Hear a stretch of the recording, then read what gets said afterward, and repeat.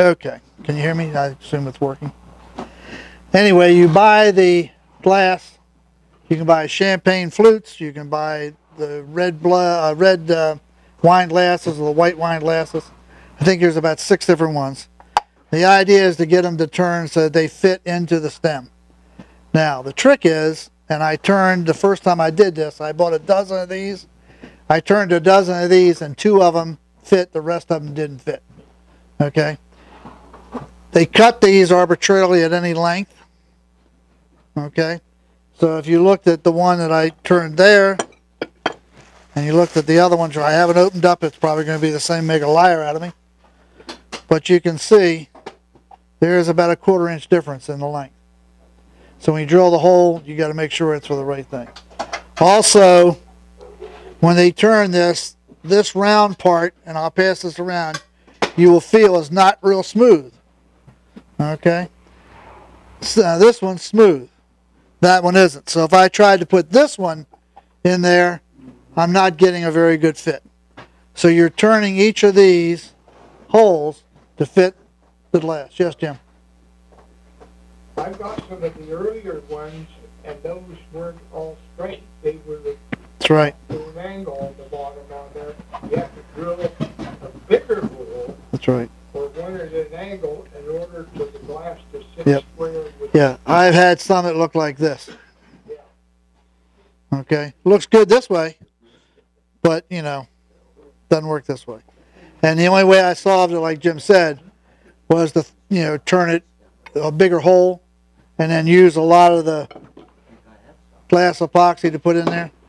But it truly is better to do each one separately. I found out. Okay. Now,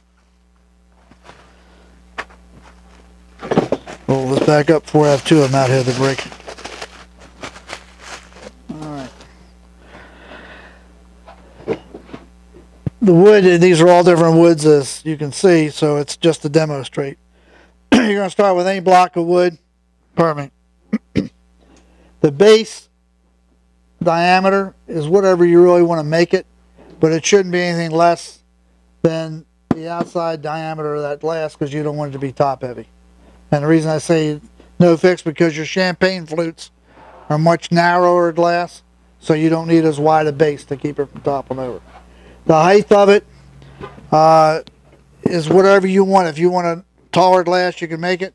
4 inches is what I try to do most of them. All right. After you've picked your wood and the size, then you're going to draw a circle. Somewhere there's a red pen. Here it is. Okay, this is from one of the other demonstrations I did. But you're going to draw a circle from the center to the outside of this. Okay. And the reason I do that is that I'm going to take this block of wood with the circles drawn on it, like that, and I'm going to take it, because I'm doing 2 dozen of them at a time, and I'm going to put this on my bandsaw. Okay, and the blade's coming in here. This fits the track of the blade, the saw. Your saw is going to be running in here, obviously. And then you're going to set your block of wood in here, and you're going to set the blade of the bandsaw, okay, so that it's cutting right here, right here, right here, and right here. Now, why do I do that? Because I can eliminate a lot of wood turning and a lot of breakout and chip out. Because when I do that, the only secret, by the way, is the first piece you cut off, you got to save. Because as you rotate this, you need a piece underneath there to make it square against this body. Okay? This slides back and forth. You clamp it once you get it set where you want the cut to be. Alright? This is certainly not something you have to do. I just found out when I'm doing the production, it's a lot easier to do a whole bunch of them like that and not worry about it. Okay, so as you go around, you're cutting off each piece as you go, sliding this through. Alright. The The reason you need the last piece, if you notice, when I get over here, I'm now cutting a square piece because it's not laying on the true side. So when I put this in there, then I'm back to being a true angle. Okay? Very simple jig. It saves me a lot of time when I'm doing these. Okay? So that's step 1A, I call it. Step 2, you're going to take it down to around 3, you're going to cut a tenon on it. 4, you're going to mount the tenon and cut the length that you want the piece to be. Okay? This is being held by the chuck, and I turn this just to, to get it down, so when I start fluting it, I know where I am. Okay? So with all that said, we will go ahead and mount a piece in here. And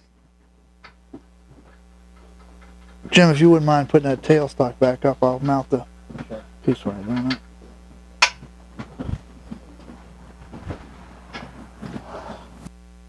there. Everybody knows how to get to a round, right? Obviously, you're doing it, okay? Rough and gouge. Different sizes, but this is a serious rough and gouge. Anybody wants to feel the weight of that? I have 3 of them, and for demonstration purposes, that's the best one to show. The others are much smaller, but I do use that on big projects, that's for sure. Okay.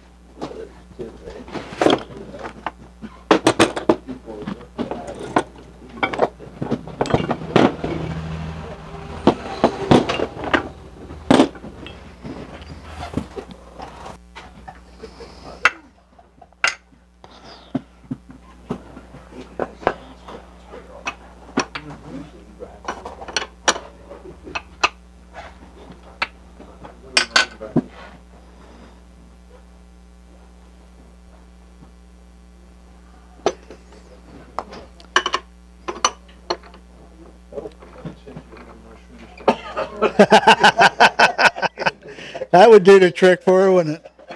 Okay, now, for a sense of demonstration, we can use that one really.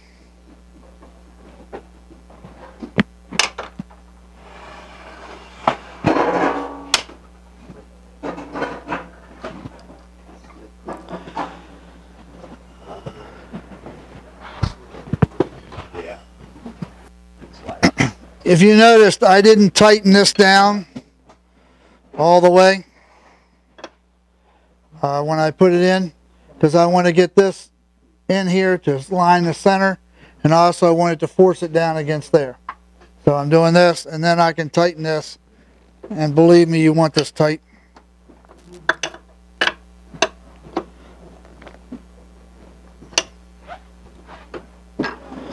Okay. Now, I'll get suited up here. I hope you guys can hear me through all this mechanism, but it's the only way I can turn anymore. My new, Larry, my new helmet and all came, didn't fit. They, they custom made it. What, your 3M? Yeah, but they custom make them now to fit your face. You have to send them a mask. Didn't fit, so we're going back to this old, and this works pretty well. Can anybody hear me? Yeah. Okay. All right. So now I've cut this and I've put my mark at the length I want. Can you hear me? Okay. All right. Now what you're going to do is start narrowing all this down and leaving your foot the length you want. All right. What are we going to do it with? We've got all kinds of options. The Dan tool or the easy tool. Okay. And Jim has got this here.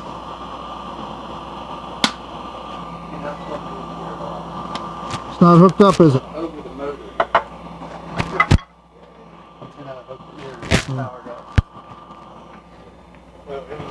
Right here.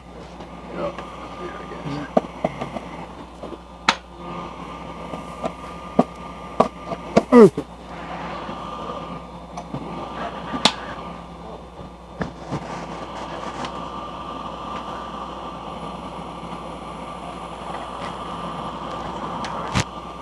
Yeah. Does anybody notice what was wrong? All right.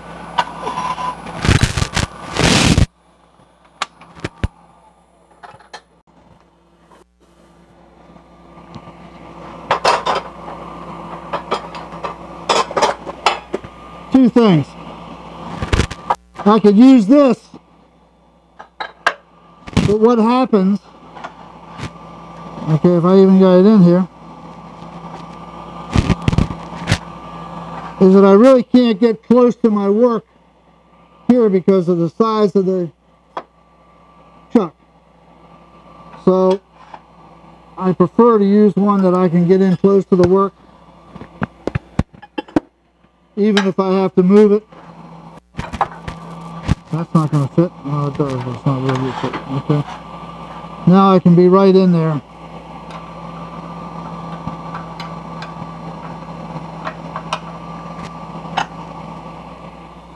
Okay. If I use the Bedan, too many switches.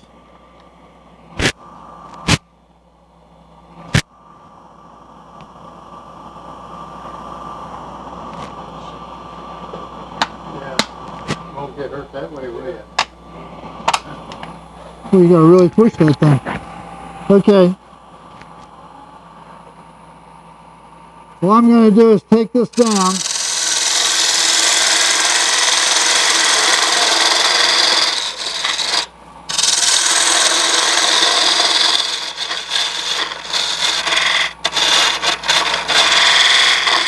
Okay.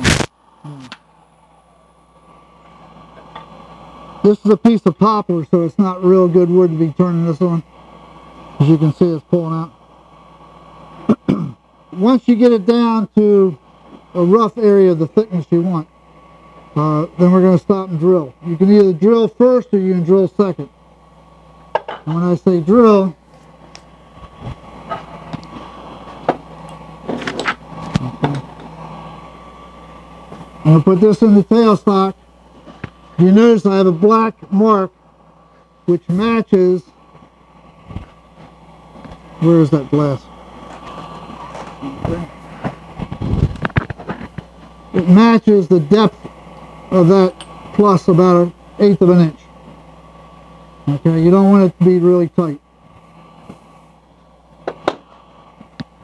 Alright. So let's assume we're all the way down where we want to be, because we're going to turn the whole thing anyway. Make it easier. There's a knocker bar for this thing.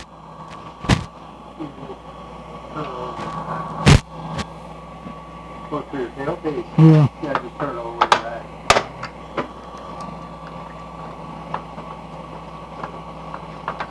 Cool. Okay.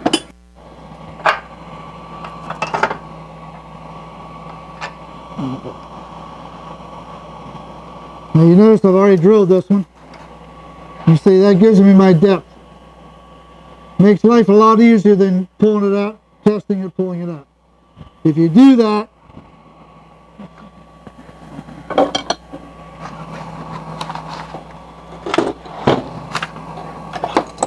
have a little depth gauge that I find to be a very useful tool.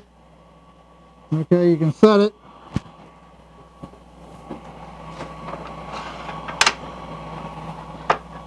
And you can just stick it in to see where you are. It really is, it's a very inexpensive tool, but I use it constantly. Alright. Now you know what size hole you drilled, and you don't want this to get any thinner, this stem, to get anywhere near that, or you have no support. So you can set this and give yourself some freedom, and you can set that to get this depth you want here, or the thickness you want here. Okay, so the sense of turning, we'll turn this down till we get there. Now you don't need the tailstock in here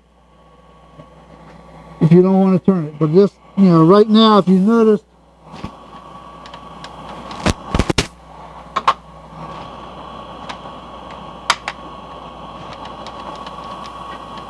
I do not want to do that until I turn that off every time. Is that normal? Well, I'll show you in a minute anyway. You notice it's riding pretty smooth. You don't have a lot of length here, so you could do it without the tailstock. It's just, I think I'm more comfortable with the tailstock in here because I'm really taking it down to a narrow piece of wood. So, for that purpose, we'll put the tailstock back in.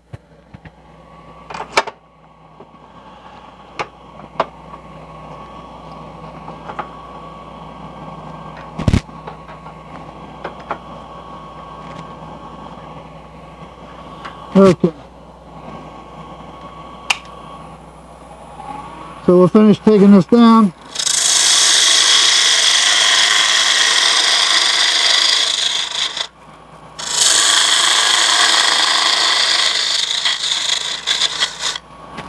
Now,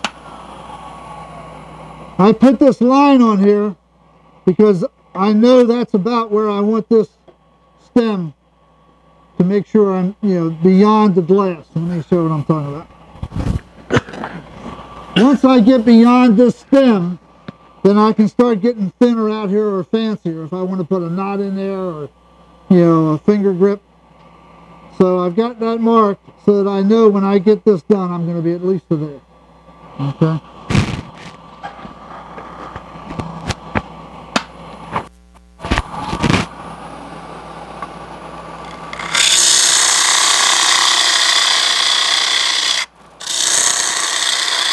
This is the quickest way to get rid of the wood.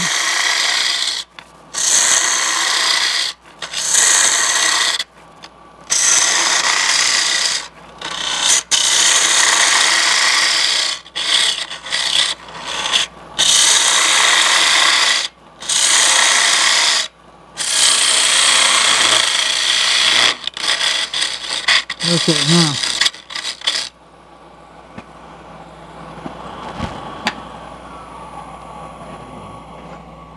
Just for the sense of showing you this. Okay.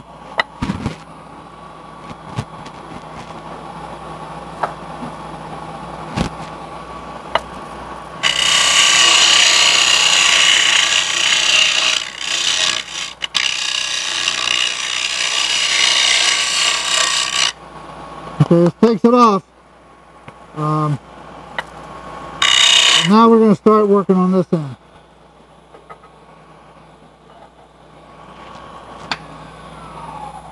And what I like to do before I turn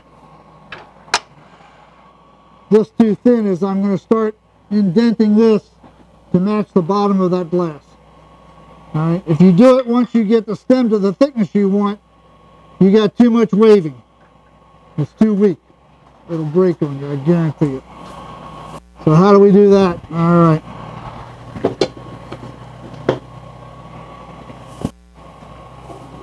And really, it's whatever tool you're comfortable with. I mean, you have all kinds of options.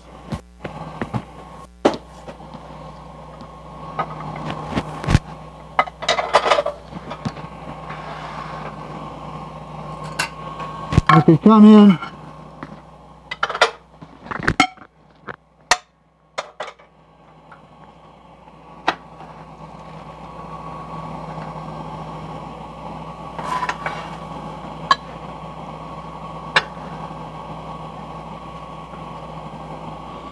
I could do it with a skew. I could come in and just peel the wood. If I can get this to go up halfway.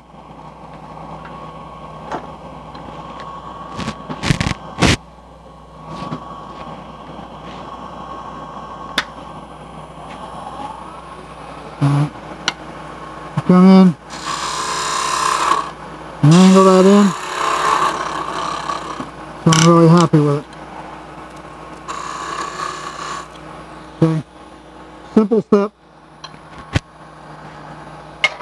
You take a regular gouge, do the same thing, same way. Or you can use a little round nose, which I use a lot of, and just do it with a round nose. I find this matches the shape of the glasses much better than anything else. It's the quickest way to do it. So now that I've got that cut, okay, I can start to see if I'm getting the shape I want. Now, some glasses, when I do them, I bring it all the way up here, so I have a much wider piece out here. And I flute it so that this whole bottom piece is covered. The one that we passed around was this one, was rough. It's probably better to make it a nice deep, flute. So you can recess it any way you want it. Does everybody understand what I'm saying? Okay. It's personal preference. So that's fitting pretty nicely. Okay. So you're basically done with that process. So now what you're going to do is start shaping everything else. And once again, I'm going to go back.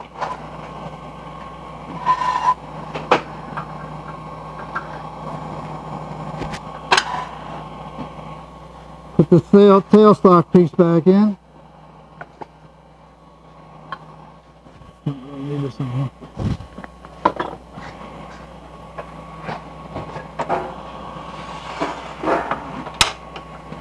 Again, this is strictly your safety factor. Now, as I'm turning this thin, I don't want a lot of pressure on here, because what's going to happen? It's going to split this out. So all I'm trying to do is steady this piece so I'm not getting any wobble. Okay, so that should be enough. Alright. So now,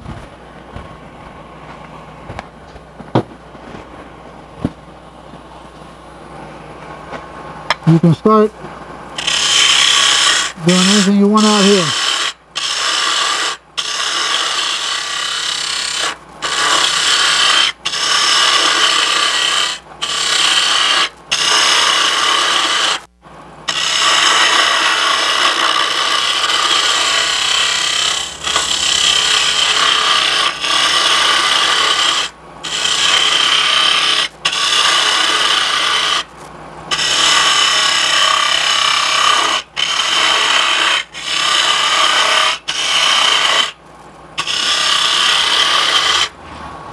Now once I get beyond where that line was for the depth, I can leave, I can really get deeper in here if I wanted to. But again, remember, up here I want to stay within that tolerance.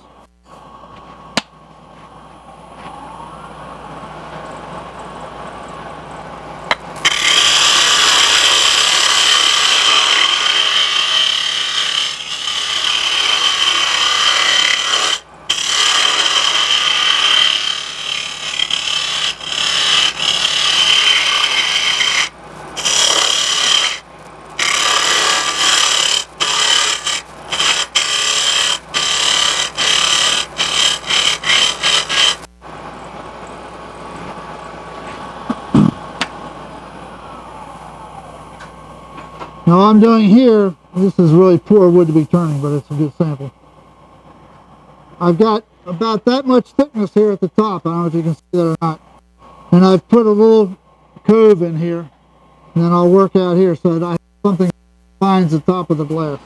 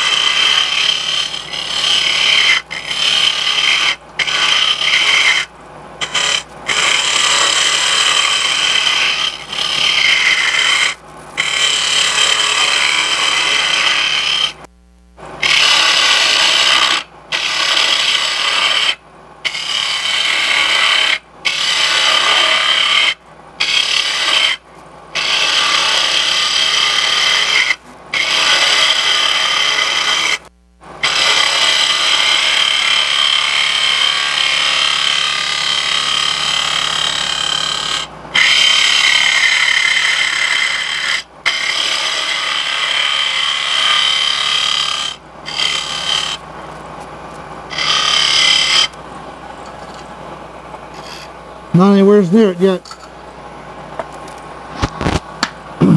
If you're turning this on good maple or good hardwood, if you get too shallow or too close to the hole, you'll hear the sound difference. It's like hitting a drum. you know, you really do hear the noise difference.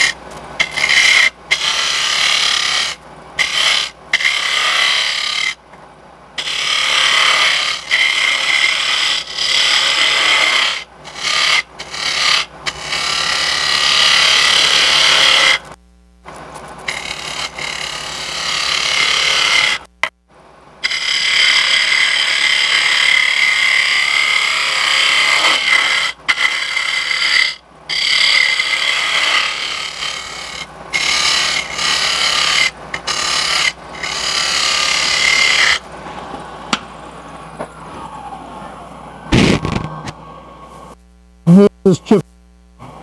So, but anyway, you can start to shape the foot any way you want to do it.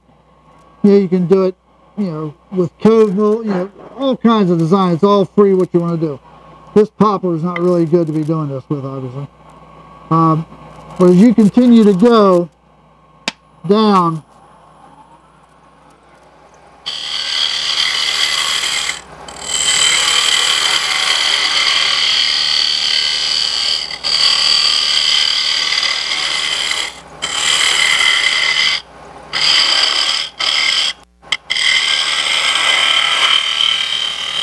so we're going to take this off.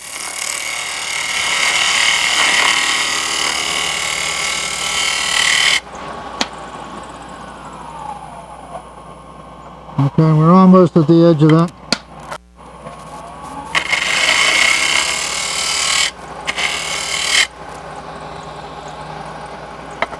Okay.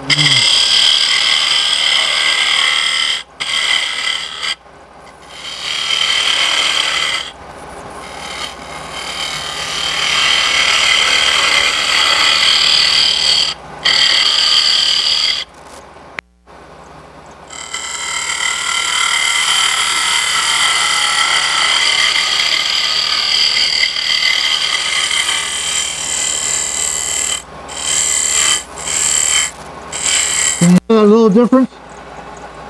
So I'm really close.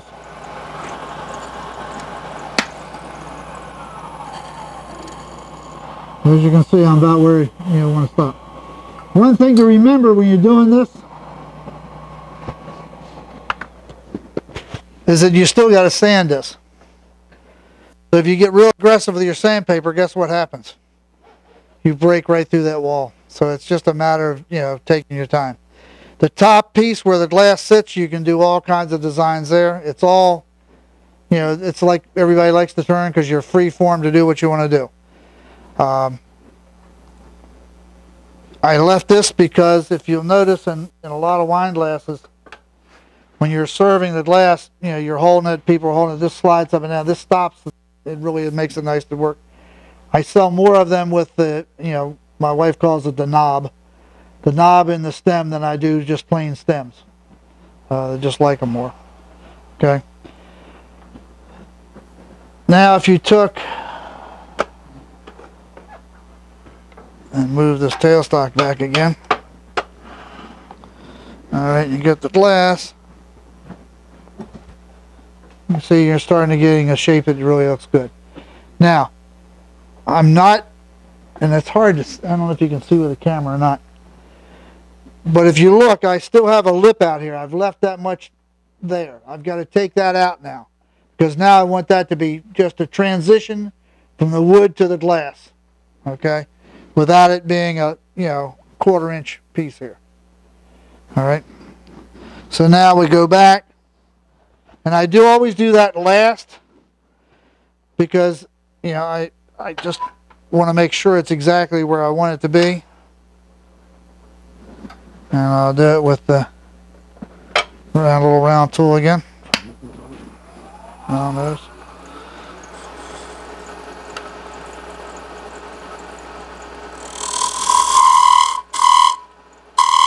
You can hear the sound that's making. So you know you're thin. I can't stand this thing. It sweats to death.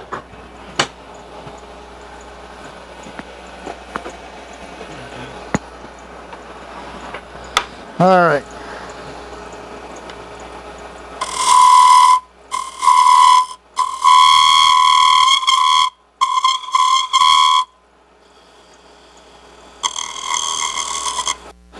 Now if we put the glass on there with a little sanding and all, you'll see that it comes right up to blend with the glass.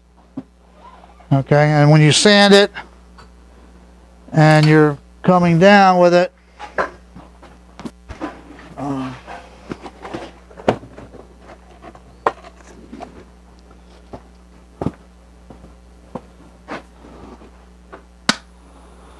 as you smooth this out in here, you're cutting away some of this wall.